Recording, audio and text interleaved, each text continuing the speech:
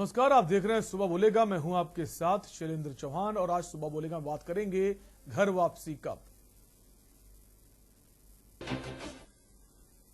1984 के सिख दंगों का जो मंजर है वो भूले भुलाए नहीं भूलता। जिन्होंने अपनी आंखों से देखा वो ये दर्द महसूस कर सकते हैं। इंदिरा गांधी हत्याकांड के बाद हुए सिख विरोधी दंगों को 3 दशक से ज्यादा का समय हो गया है। इस बीच एसआईटी ने सबूत इकट्ठे करने के लिए कानपुर के एक घर का ताला तोड़ दिया। इन सबूतों से मानव अवशेष भी शामिल हैं जो सबूत मिले हैं और अब कानपुर सिख दंगों की जांच दोबारा शुरू हो रही है। योगी सरकार की तरफ से गठित एसआईटी जांच उत्तर प्रदेश में 1984 में सिखों के खिलाफ हिंसा की पहली जांच है। कानपुर में दिल्ली के बाद सबसे भीषण दंगा हुआ था जिसमें 127 लोग मारे गए थे। कानपुर में हुए सिख दंगों से जुड़े 1200 मामलों में से 35 की फिर से जांच की जाएगी। एसआईटी मुकदमों के पुराने रिकॉर्ड, पीड़ितों और गवाहों के बयानों का अध्ययन करेगी। एसआईटी उन 4 मुकदमों के स्टेटस के बारे में भी पता करेगी जिनमें पुलिस ने चार्जशीट दाखिल की थी। इसके अलावा एसआईटी को जांच पूरा करने के लिए 6 महीने का समय दिया गया है।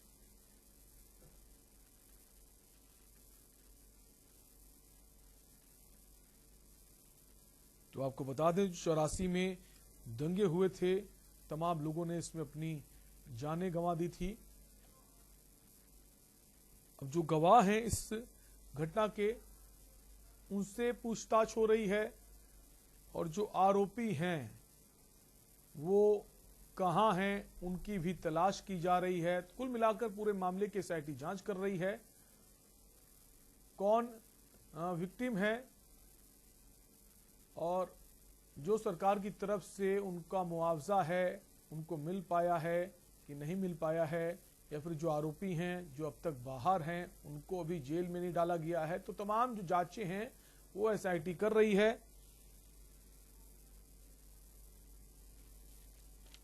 तो आज कानपुर में जो एसआईटी की टीम पहुंची और एक घर का ताला तोड़ा है और इसी पर हम चर्चा करेंगे। हमारे साथ 2 बहुत खास मेहमान जुड़ गए हैं। सुनील सिंह जी हैं, सुप्रीम कोर्ट के वरिष्ठ अधिवक्ता है। सुनील जी, बहुत बहुत स्वागत है आपका इस चर्चा में। इसके अलावा हमारे साथ सरदार मोहकम सिंह हैं, गुरुद्वारा भाई बन्नो साहिब के पूर्व अध्यक्ष हैं। मोहकम सिंह जी, आपका भी बहुत स्वागत है।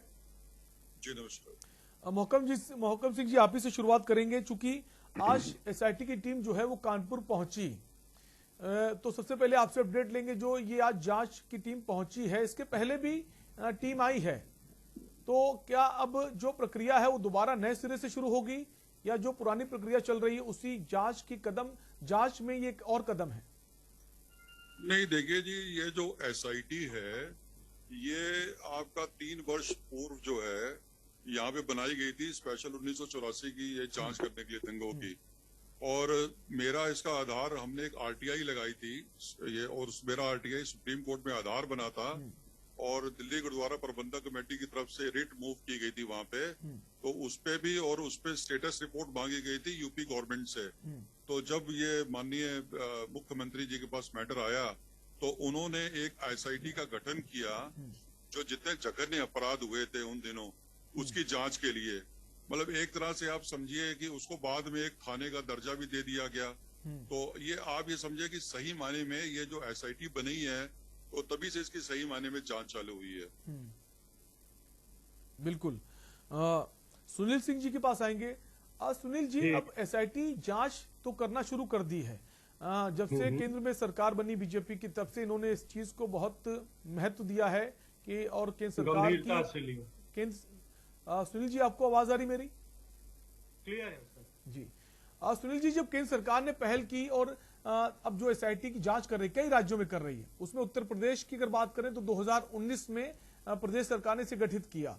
अब जो एसआईटी पहुंच रही है जहां ये घटनाएं हुई है, जहां लोगों के साथ नरसंहार हुआ है, कानपुर में काफी ज्यादा संख्या में लोगों की जानें चली गई, लेकिन अब जो एक्यूज्ड हैं, जो आरोपी हैं, तो ज्यादातर मामले ये निकल कर आ रहे हैं कि कईयों की तो उसमें डेथ हो गई है, कुछ की जो उम्र है वो 70 से क्रॉस हो चुकी है। तो एक मुश्किलात ये भी है। मेरी प्रतिक्रिया मैं दूं आपको? जी सर।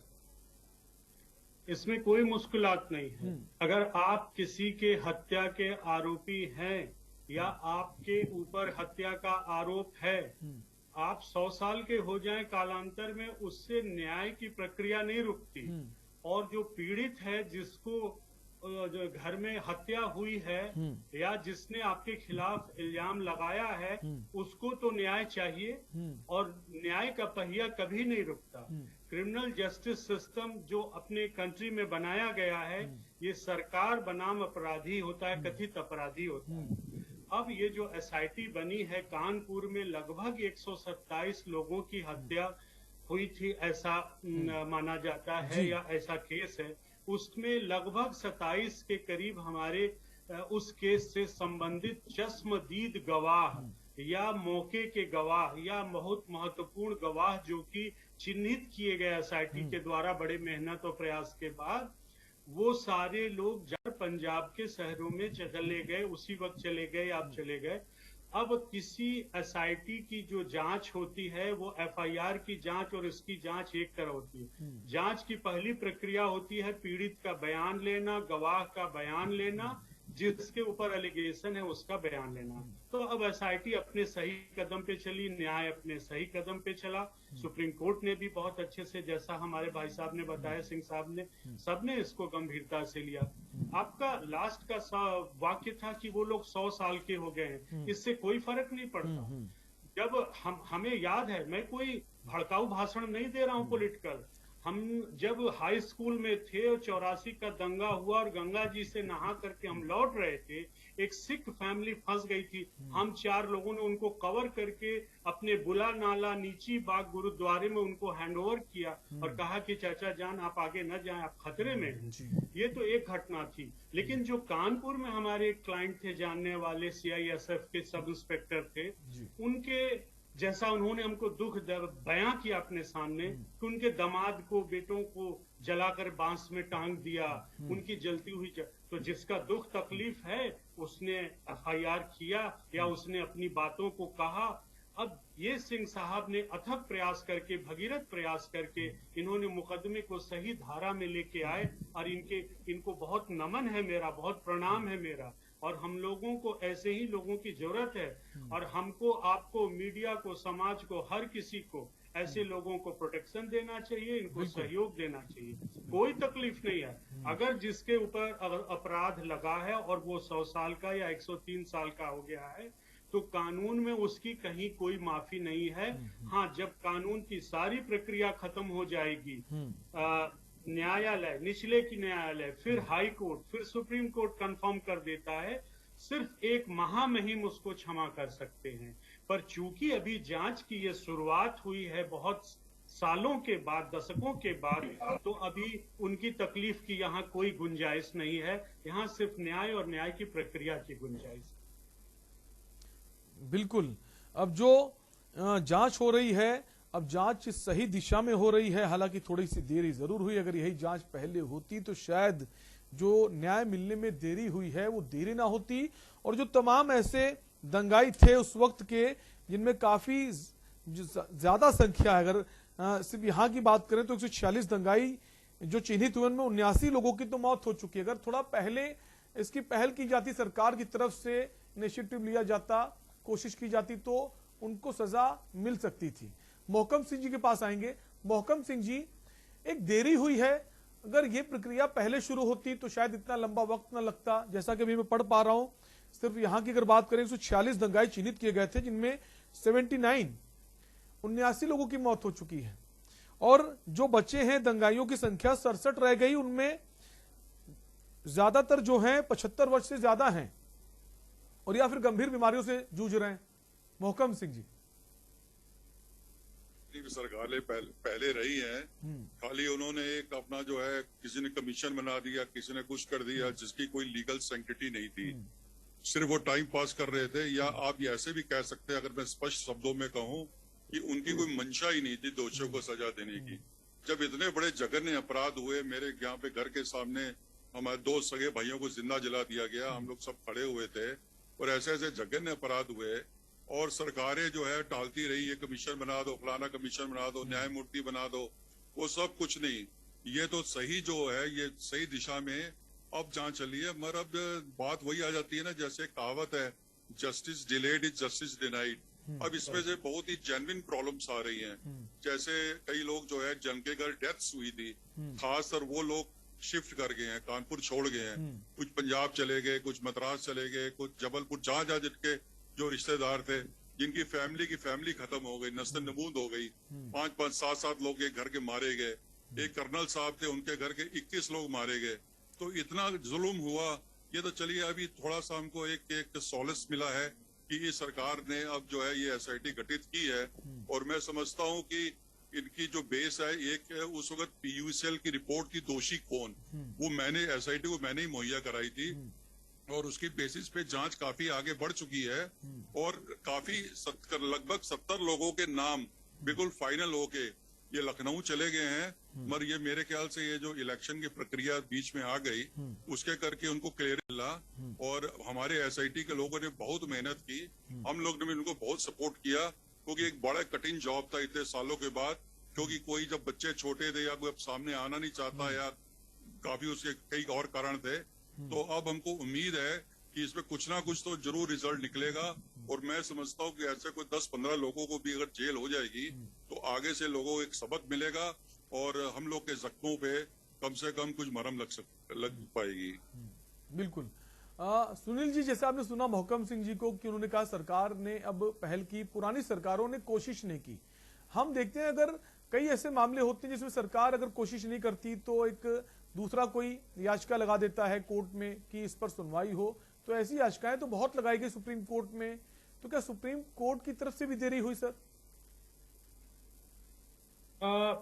देखिए, कोर्ट जो है वह पॉलिटिकल प्रोसेस नहीं है जी। कोर्ट में मटेरियल लाया गया, कोर्ट ने भी इसको सुना, कोर्ट ने ये भी बीच में कहा कि इसमें हाई कोर्ट के जज होंगे। कोर्ट को जब तक राज्य सरकार का प्रॉपर और इंडिपेंडेंट और निष्पक्ष सपोर्ट नहीं मिलेगा, क्योंकि प्रोसिक्यूटर सरकार है, कोर्ट को दो रखी हुई चीजों के बीच में से निर्णय लेना है कि एविडेंस किधर आ रहे हैं, बयानात किधर आ रहे हैं, फैक्ट क्या है, मटेरियल क्या है।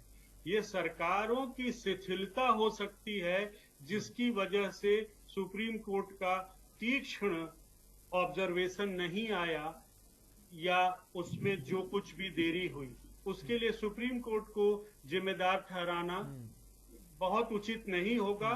आप अपना एक ओपिनियन बना सकते हैं, पर मेरा मानना है कि सुप्रीम कोर्ट भी बाध्य होती है। जब वीरप्पन का एनकाउंटर से पहले जब इस तरह की कुछ पिटीशंस आई थी, justice Bharucha was in the helm of affair, उन्होंने बहुत सख्त उसका व्यू लिया था, और उसके बाद उनके सख्त व्यू लेने के बाद ही वीरप्पन का जो है धर पकड़ में आए, या जो कुछ भी एनकाउंटर हुआ, सच हुआ गलत हुआ, I do not know, but the thing took place. तो कहने का मतलब है सरकार के बिना कोर्ट अकेले नहीं चल सकती। सरकार के दो रूप हैं, एक पक्ष है और एक एग्जीक्यूटर है, सुप्रीम कोर्ट के आदेश का पालन करना। प्रकाश सिंह साहब डीजीपी उत्तर प्रदेश ने बहुत पहले सुप्रीम कोर्ट में कहा था कि पुलिस की ड्यूटी को बांट दीजिए, वीआईपी की गनर ड्यूटी और जांच का इन्वेस्टिगेशन इसको अलग करिए, थाने की सिक्योरिटी अलग करिए। तो अभी पुलिस में भी रिफॉर्म की जरूरत है। मैं पुलिस का बहुत स्ट्रांग क्रिटिक भी हूं और उनको बहुत प्रेज भी करता हूं। ये डिपेंड करता है कि किस अफसर ने क्या किया। पॉलिटिकल प्रेशर की वजह से ही इस जांच में गड़बड़ी आई या आई होगी, ऐसा मेरा मानना है। जो पुलिस के अधिकारी हैं, ये खुला मसला है कि वो तत्कालीन जो सरकार पावर में होती है उसके प्रभाव से प्रभावित हो जाते हैं यदा कदा। तो सुप्रीम कोर्ट को सिर्फ दोष ठहराना ठीक नहीं है, और जो कुछ भी हो रहा है अब एकदम सही दिशा पे हो रहा है। इसमें सुप्रीम कोर्ट को या एसआईटी को सबको मिलके कम समय में मटेरियल को इन्वेस्टिगेट करके उसका सारांश निकाल के चार्जशीट डाल करके डे टू डे इसकी गवाही करा के, और जैसा हमारे सिंह साहब सर ने कहा कि बहुत वृद्ध हमारे जो विटनेसेस हैं उनकी वीडियोग्राफी करा करके, उनके लिखित शपथ पत्र लेकर के, उनका मेडिकल रिपोर्ट लगा करके अपने उनके बयान को मजबूत कैसे किया जा सकता है, विश्वसनीय कैसे किया जा सकता है, ये सबके सहयोग का है विषय। और उनको अगर प्रोटेक्शन चाहिए, देखिए एक बहुत बड़ा वर्ग है इसमें इनके खिलाफ में, तो उस वर्ग के खिलाफ भी होना चाहिए। खिलाफ मतलब उनकी बैड एक्टिविटी ना हो। बिल्कुल। विटनेस प्रोटेक्शन हमारे कानून व्यवस्था में जो एक चीज जिसपे सुप्रीम कोर्ट बहुत काम कर रही है, उसको आप प्रेस करिए, कभी उस पर दिखलाइए भी।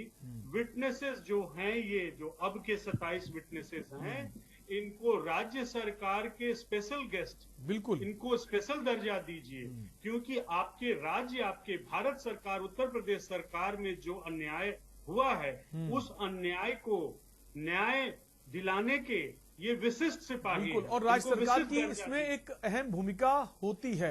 अगर राज्य सरकार जो विटनेस है उसको प्रोटेक्ट करती है, जांच में निष्पक्षता रहेगी और जांच में जो देरी है वो नहीं होगी। वापस हम आएंगे, सुनील सिंह जी हमारे साथ बने हुए हैं। सुनील सिंह जी, ब्रेक से पहले एक आपने बहुत खास बात कही कि जो विटनेस है उसको, उसका प्रोटेक्शन बहुत जरूरी है। तो क्या पिछली सरकारें जो थी उस दिशा में ठीक से काम नहीं कर रही थी? वो भी एक देरी का विषय था या करना नहीं चाहती थी? जी हाँ, अवश्य। जैसा कि अभी सिंह साहब ने कहा कि उनके बच्चे छोटे थे, विडो थी, बाप मार दिया, भाई मार दिया, कहीं कहीं पे कर्नल साहब के 21 लोगों को मार दिया। तो जो जिनकी जान बची थी वो तो मारे फारे फिर रहे थे। और एक खास सरकार के प्रति सिंपैथी दिखलाने वाले लोगों ने ये किया। अब वो उनकी लॉयल्टी उस गवर्नमेंट के प्रति थी या ये प्योर दंगाई थी, ये जांच का विषय है। वो इस पर पॉलिटिकल स्टेटमेंट नहीं देना। लेकिन अगर जहां पे सरकार की मंशा होती है, वहां 2 मिनट के अंदर जांच भी होती है, अरेस्ट भी होता है, सब कुछ होता है। इसका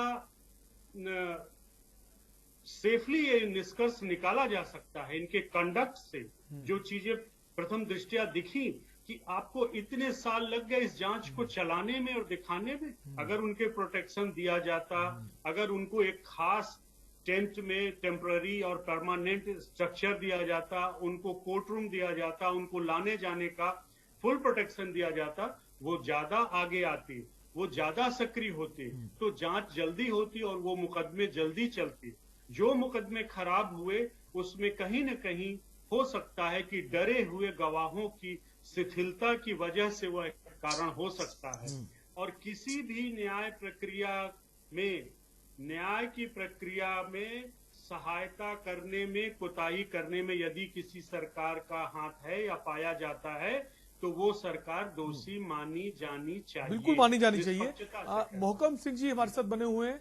मोहकम सिंह जी, अब प्रदेश सरकार जो है, जो पुलिस है उत्तर प्रदेश की, वो पंजाब भी जाएगी। तमाम ऐसे परिवार हैं जो यहां से पलायन कर गए, तो क्या अब हम ये माने कि वो वापस लौटेंगे? देखिए, ये प्रक्रिया बहुत पहले चालू हो चुकी है और हम लोग ने जहां जहां लोग हैं वहां पे हम लोग ने इनको एड्रेस वगैरह सारे मुहैया कराए हैं। खाली पंजाब ही नहीं, ये लोग चेन्नई भी गए हैं, जबलपुर भी गए हैं और कई शहरों पे गए हैं। तो वो सारी प्रक्रिया अभी चल रही है। मैं आपको बताऊं कि क्योंकि काफी टाइम हो गया है, वो गवाहों को और एसआईटी ने बहुत अच्छी मशक्कत की इनमें। और अब देखिए, अगर मैं आपको इसको लॉजिकल कंक्लूजन बताऊं, ये काफी केस तैयार भी हो चुके हैं। अब ये फाइल जो है, ये इन्होंने अपना क्लियरेंस के लिए लखनऊ अपना भेजा हुआ है। 70 लोगों के खिलाफ इन्होंने चिन्हित कर चुके हैं।